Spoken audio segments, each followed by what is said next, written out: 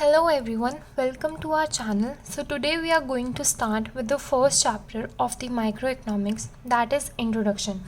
So in this chapter हम क्या क्या सीखने वाले हैं एक बार आपको वो ब्रीफ में बता देती हूँ.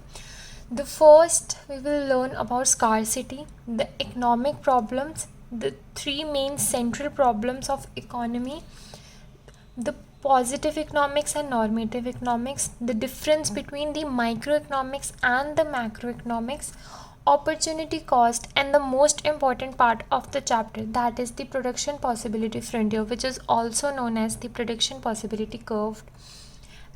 So let's get started. So the very first concept or the very first word we need to understand is what is economy. So according to the definition, an economy is a system which provides people means to work and earn a living. So basically economy हमारी एक system है जहाँ पर लोग काम करते हैं अपने सर्वाइवल के लिए, अपनी लिविंग को अर्न करने के लिए. सेकेंड हमारा वर्ड आता है economics. So the main question that arises is कि हम इकोनॉमिक्स पढ़ते क्यों हैं. सो हम इकोनॉमिक्स इसलिए पढ़ते हैं ताकि हम सिंप्लीफाई कर सके इस वर्ड स्कार्सिटी को. Now what is scarcity?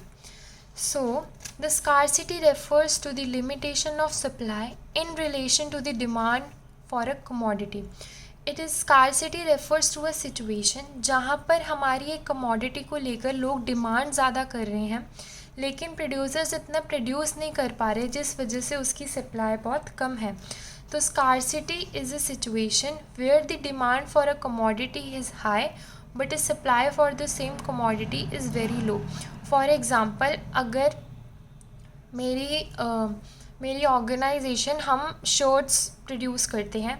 So for example अगर हमारे पास 100 शर्ट्स का डिमांड आई है, 100 शर्ट्स की डिमांड आई है, तो ये लेकिन हमारी जो सप्लाई हो रही है वो सिर्फ 90 शर्ट्स की हो रही है. मतलब हमारी डिमांड ज़्यादा है और सप्लाई कम है. तो 100 में से जो 10 बचा इसको हम कहेंगे स्कार्सिटी. इस वजह से ये जो 10 है ये हमारी इकोनॉमी प्रोड्यूस नहीं कर पाई ड्यू टू स्कार्सिटी. तो ये एक सिचुएशन की हो जाती है स्कार्सिटी. और भी इस सिचुएशन का और भी नाम होता है, वो हम आगे डिमांड और सप्लाई वाले चैप्टर में पढ़ेंगे. It's a case of excessive demand but this leads to scarcity कि हमारी डिमांड ज़्यादा है और सप्लाई कम हो रही है. नाउ इट्स एक बहुत इम्पॉर्टेंट हमारे यहाँ पर एक कॉन्सेप्ट आता है कि व्हाट इज़ इकोनॉमाइजिंग ऑफ रिसोर्सेज. सो ये एक बहुत इम्पॉर्टेंट वर्ड है जो पूरी इकोनॉमिक्स में हमें लर्न करना चाहिए. So it refers to making the optimum use of available resources. Optimum means full utilization and the efficient utilization. Now what do you mean by efficient? Efficient means less input use and more output is produced and minimum cost. efficient ये होता है कि हमारी cost कम है raw materials पर और हमारे inputs कम है लेकिन उन लेस इनपुट्स और लेस मनी से हम मोर आउटपुट प्रोड्यूस करते हैं. उसको हम कहते हैं efficient use of resources. Now हम optimum use of available resources तभी करेंगे जब हमारी एफिशिएंट यूज़ ऑफ रिसोर्सेज भी होगी और हमारे जो रिसोर्सेज होंगे वो बहुत ही अच्छे से यूज़ हो जाएंगे. Now a very important question lies here is scarcity and choice go together. So basically this is a very important question जो आपके एग्ज़ाम में भी पूछा जा सकता है कि scarcity and choice why they go together. So we all live in a world of scarcity. All of us want better food, better clothing, better housing, better schooling, and everything better. But because of the limited resources, these wants are not fulfilled. Even the richest man cannot satisfy all the needs of the people. So basically scarcity of resources is a common feature of every economy कि हमारे resources हमेशा कम पड़ेंगे. And आप तो जानते हैं human needs is unlimited. आज हमारी ये चीज़ें हमें मिल जाएगी तो हमें किसी और चीज़ की ज़रूरत हो सकती है. कोई भी इंसान सेटिस्फाई नहीं है उसके पास अगर सब कुछ भी है तो सब कुछ तो किसी के पास है ही नहीं। इवन अंबानी एंड जितने भी रिच मैन हैं हमारे कंट्री के या पूरे वर्ल्ड के, they are also not satisfy. अगर हमारी आज एक डिमांड ख़त्म होएगी तो हमारी दूसरी डिमांड शुरू हो जाती है। सो बेसिकली स्कार्सिटी की वजह से हमें चॉइस की प्रॉब्लम फेस करनी पड़ती है, बिकॉज अगर हम स्कार्सिटी फेस कर रहे हैं तो हमें सब कुछ नहीं मिलता। तो we have, because of the limited resources, we have to face the problem of choice. कि जैसे अगर हमारे पास, if I have for example 100 rupees, ये मेरी इनकम है। अब मेरे पास दो चॉइस है कि या तो मैं शर्ट्स ले लूँ या तो मैं स्कर्ट्स ले लूँ। मेरे पास 100 रुपये हैं और मैं दोनों का कॉम्बिनेशन भी ले सकती हूँ, but I have to make a choice. Suppose मेरा मन है 10 शर्ट्स लेने का और 10 ही स्कर्ट्स लेने का, बट इनका प्राइस भी 10 रुपये ईच है। तो मैं अपनी मन की नहीं कर सकती क्योंकि मेरे पास 100 रुपये हैं और मैं दोनों नहीं ले सकती।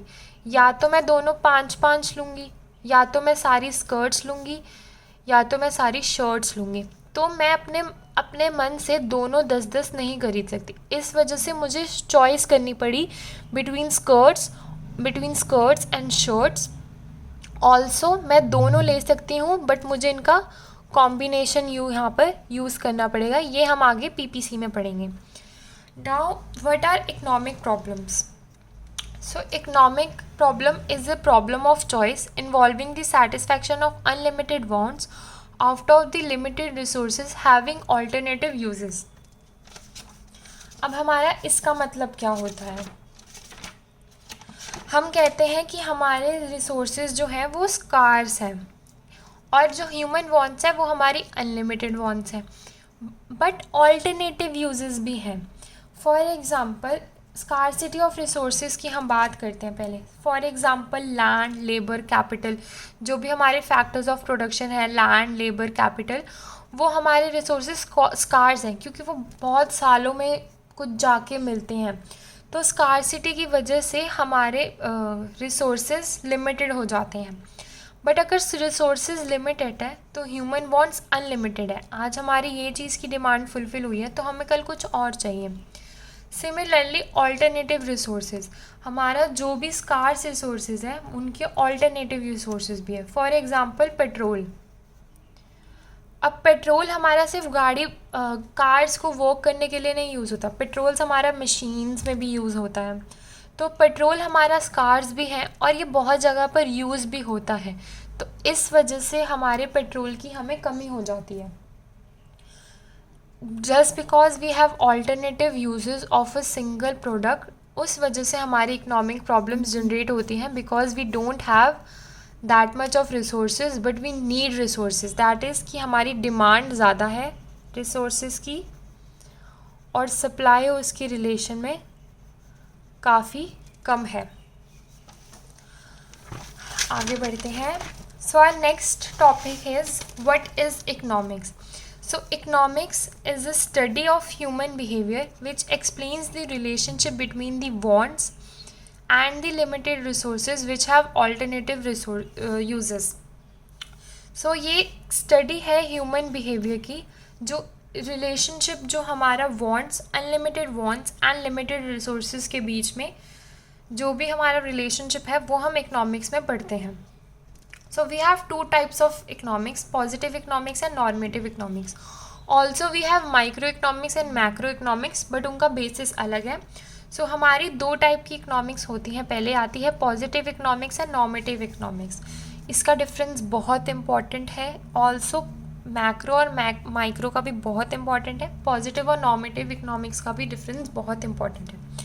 तो फर्स्ट हमारा डिफरेंस, जो बेसिक डिफरेंस जिससे हम आइडेंटिफाई करते हैं पॉजिटिव इकोनॉमिक्स और नॉर्मेटिव इकोनॉमिक्स में, पॉजिटिव इकोनॉमिक्स डील्स जो हमारी रियल लाइफ में हो रहा है, कहते what is and how the economic problems are solve. जो ऑलरेडी हम यूज़ कर रहे हैं टेक्निक सॉल्व करने की, इन रियलिटी जैसे हम प्रॉब्लम सॉल्व करते हैं इकोनॉमिक प्रॉब्लम्स, उसको हम कहते हैं positive economics which deals with what is, क्या इकोनॉमिक प्रॉब्लम्स है एंड वो प्रॉब्लम्स कैसे हमारी गवर्नमेंट, कैसे हमारी इकोनॉमिक्स सॉल्व करते हैं। नॉर्मेटिव इकोनॉमिक्स होता है हम फ्यूचर के बारे में सोच रहे हैं, ये होता है present, what ought to be, क्या हो सकती हैं, क्या क्या प्रॉब्लम्स हमारी हो सकती हैं, and how the economic problem should be solve, और जो प्रॉब्लम्स हमारी अकर हुई हैं उनके ऑल्टरनेटिव, और जो फ्यूचर में एग्जिस्ट करेंगी प्रॉब्लम्स या फ्यूचर में जो हो सकती हैं उनको हम कैसे सॉल्व कर सकते हैं। दिस इज़ इन यूज़ कि हम ऐसी ऐसी चीज़ें कर रहे हैं, this is in not in R use, ये हमारी माइंड में हमारे थिंकिंग में है कि हम ये कर सकते हैं। Purpose is real description because ये रियलिटी में होता है। डिटरमाइन आइडियाज़ जो हम मन में सोचते हैं। Based on the facts that is why it's suggestive, obviously ये हमारे रियल लाइफ में एग्जिस्ट करता है, हम इसको यूज़ करते हैं, तो ये हम normal day to day facts के हिसाब से करते हैं, देयरफॉर इट इज़ सजेस्टिव। ये है therefore it is not suggestive, sorry, ये इंडिविजुअल ओपिनियन है, एक इंसान क्या सोचता है, कैसे वो कर सकता है, हर एक इकोनॉमिक्स अलग अलग सोचते हैं, तो वो नॉर्मेटिव इकोनॉमिक्स यहाँ पर यूज़ करते हैं, देयरफॉर इट्स सजेस्टिव। यहाँ पर आपकी कोई सजेशन नहीं मांगता क्योंकि ये फैक्ट्स के ऊपर बेसिस है जो नॉर्मल लाइफ में होते हैं, बट यहाँ पर you can use your creativity, you can use your suggestion as much as you can. For example prices in India are constantly rising, तो हमारे प्राइजेस बढ़ रहे हैं, तो ये रियल लाइफ में हो रहा है। India should take steps to control the prices, India ने अभी कोई स्टेप नहीं लिए नहीं है, तो how the economic problem should be solve, existing problems को भी हम ऑल्टरनेटिव ढूंढ सकते हैं यूजिंग नॉर्मेटिव इकोनॉमिक्स।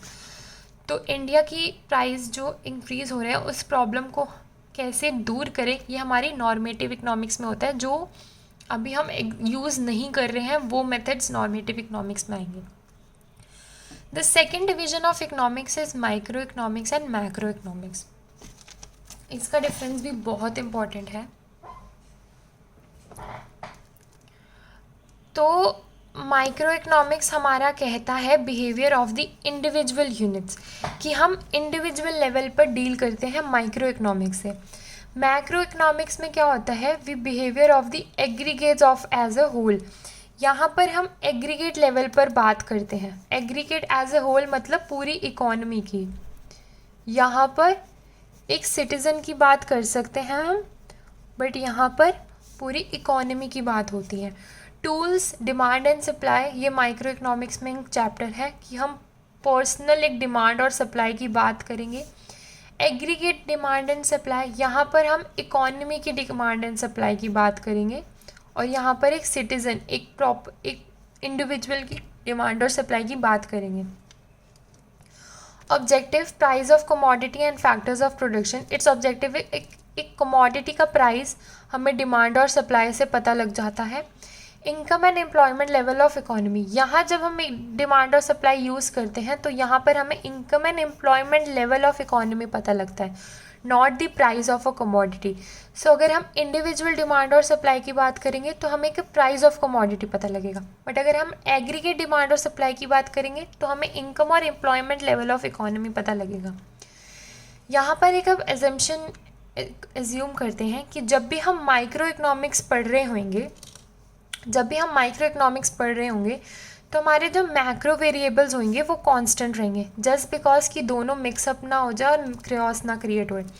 सिमिलरली जब हम मैक्रो इकोनॉमिक्स पढ़ रहे होंगे तब हमारे माइक्रो वेरिएबल्स कांस्टेंट होंगे, मतलब जब हम एग्रीगेट डिमांड और सप्लाई की बात करेंगे तो हमारा इंडिविजुअल डिमांड और सप्लाई कांस्टेंट रहेगा। सिमिलरली जब हम डिमांड और सप्लाई की बात करेंगे तो हमारा एग्रीगेट डिमांड और सप्लाई कांस्टेंट रहेगा। माइक्रो इकोनॉमिक्स को अलग हम कहते हैं प्राइस थ्योरी, बिकॉज जब हम माइक्रो इकोनॉमिक्स में डिमांड और सप्लाई करते हैं तो हमें प्राइस ऑफ कमोडिटी पता लगता है, तो हम इसे प्राइस थ्योरी भी बोल सकते हैं। ऑल्सो जब हम मैक्रो में एग्रीगेट डिमांड और सप्लाई की बात करते हैं तो हमें इनकम एंड एम्प्लॉयमेंट लेवल पता लगता है, तो इसको हम इनकम एंड एम्प्लॉयमेंट थ्योरी भी कह सकते हैं। Examples is individual income and output. Also जब हम डिमांड और सप्लाई की बात करते हैं तो हमें उनकी एक इंडिविजुअल क्या इनकम अर्न करता है और क्या आउटपुट प्रोड्यूस करता है हमें ये पता लगता है। लेकिन जब हम एट ए नेशनल लेवल ये बात करते हैं, एज अ होल बात करते हैं, तो हमें नेशनल इनकम के बारे में पता लगता है। So we have now the next topic is the central problems. जो सेंट्रल प्रॉब्लम्स हमारी इकोनॉमी फेस करती हैं what to produce, how to produce, and for whom to produce. Just remember guys, these are the very important central problems. ये theory question almost आएगा ही आएगा. So this is very important to know what to produce, how to produce, and for whom to produce. So let's talk about what to produce. What to produce हमारी problem आती है हमारी selection of goods में. Selection of goods and second हमारे expect आता है quantity of goods. तो हमारे जो व्हाट टू प्रोड्यूस है इसके हमारे दो एस्पेक्ट्स बनते हैं. First is selection of goods, कि हमें कौन से गुड्स प्रोड्यूस करने हैं, कंज्यूमर गुड्स, कैपिटल गुड्स या सिविल गुड्स या वॉर गुड्स. कंज्यूमर गुड्स हो जाता है नॉर्मल जो day to day consumable items हो जाती हैं, और कैपिटल गुड्स में आ जाता है जो हमारे प्रोडक्शन में काम यूज़ हो जाती हैं. सो बेसिकली कंज्यूमर गुड्स में हमारा आता है rice, wheat, clothes etcetera, and capital goods में आ जाती है machinery, equipments etcetera. Similarly civil goods and war goods, civil goods हो जाते हैं ब्रेड बटर एसेट्रा, और वॉर गुड्स हो जाते हैं गन्स और टैंक्स. तो हमारी the very first problem is कि हम क्या गुड्स प्रोड्यूस करें, कंज्यूमर गुड प्रोड्यूस करें या कैपिटल गुड, सिविल गुड्स या वॉर गुड. सेकेंड आ रहा है जो हम गुड प्रोड्यूस कर रहे हैं उसकी क्या क्वांटिटी प्रोड्यूस करें, कि हम कंज्यूमर गुड प्रोड्यूस कर रहे हैं तो उसकी कितनी क्वांटिटी कंज्यूम करें, प्रोड्यूस करें, या कैपिटल कर रहे हैं तो उसकी कितनी क्वांटिटी प्रोड्यूस करें. तो it's very important first to select कि हमें कौन से गुड्स प्रोड्यूस करने हैं, एंड सेकेंड उसकी कितनी क्वांटिटी प्रोड्यूस करनी है to reduce also to reduce the wastage. Now it's guiding principle. The guiding principle is very important of every central problem. Allocation of resources in a manner which gives the maximum aggregate satisfaction. This guiding principle is कि जो limited resources हैं वो ऐसे allocate होने चाहिए, क्योंकि resource limited है and it's allocation is very important. तो रिसोर्स जो लिमिटेड है उनको ऐसे एलोकेट करना चाहिए कि it gives the maximum aggregate satisfaction. मतलब जो हमारे कंज्यूमर्स हैं, जो हमारे ह्यूमन बींग्स हैं, उनको मैक्सिमम पॉसिबल सेटिस्फैक्शन मिल सके उन रिसोर्सेज से. सेकेंड हमारी प्रॉब्लम आती है हाउ टू प्रोड्यूस, कि हम क्या टेक्निक यूज़ करें, जो हम कंज्यूमर गुड्स या जो भी हम गुड्स प्रोड्यूस कर रहे हैं उनको किन टेक्निक से यूज़ करें. So basically we have a option between two techniques, labour intensive technique and capital intensive technique. Labour intensive technique हमारा होता है हमारी लेबर ज़्यादा यूज़ होएगी और कैपिटल कम यूज़ होएगा. Labour mean is the man force and capital means labour is the man force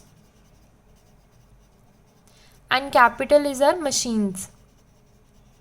तो पहली टेक्निक ये होती है कि हम मैन फोर्स ज़्यादा एम्प्लॉय करें और मशीन्स का कम इस्तेमाल करें. सेकंड अगर कैपिटल इंटेंसिव टेक्निक में होता है तो यहाँ पर लेबर डिक्रीज़ हो जाती है और कैपिटल इंक्रीज़ हो जाता है, कि हमारी लेबर कम एम्प्लॉय हो रही है बट हम मशीन्स का ज़्यादा यूज़ करते हैं. इसका गाइडिंग प्रिंसिपल ये है, combine the factors of production. Factors of production में हमारा आता है लैंड, लेबर, कैपिटल. तो हमारे फैक्टर्स ऑफ प्रोडक्शन इस तरह से कंबाइन करें कि वो maximum output they at a minimum cost. इसको हम कहते हैं एफिशिएंसी, कि हमारा मैक्सिमम आउटपुट प्रोड्यूस हो रहा है मिनिमम कॉस्ट में. तो ये गाइडिंग प्रिंसिपल कहता है कि हम इन सबको ऐसे कंबाइन करें कि हमारे एफिशिएंट यूज़ ऑफ रिसोर्सेज भी होए. थर्ड हमारी सेंट्रल प्रॉब्लम आती है फॉर ह्यूम टू प्रोड्यूस.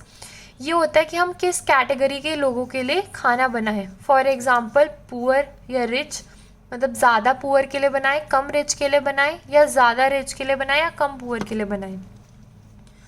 अब इसके नीचे दो कैटेगराइज्ड, ये प्रॉब्लम दो हेड्स में कैटेगराइज हो जाती है, personal distribution and functional distribution.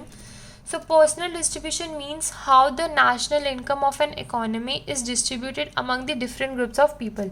कि जो नेशनल इकोनॉमी है वो कैसे डिस्ट्रीब्यूट हो रही है different people of the economy में. फंक्शनल डिस्ट्रीब्यूशन होता है share of different factors of production in the total national product.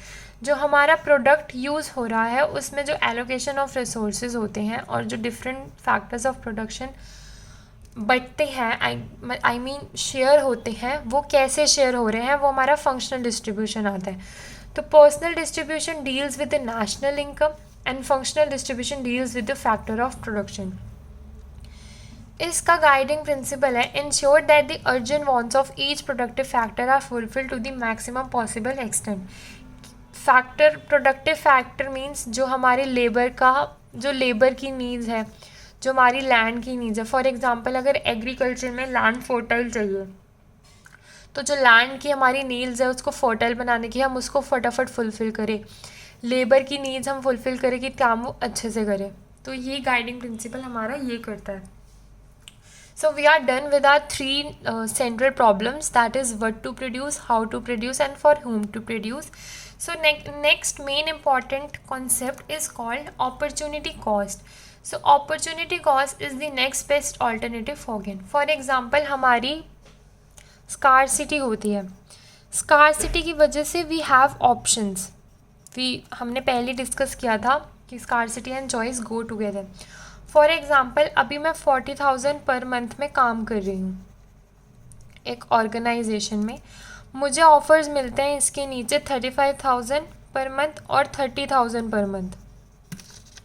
Obviously I will go for 40,000 per month, but मैं जब 40,000 पर मंथ के लिए जा रही हूँ तो मैं 35,000 पर मंथ को छोड़ रही हूँ।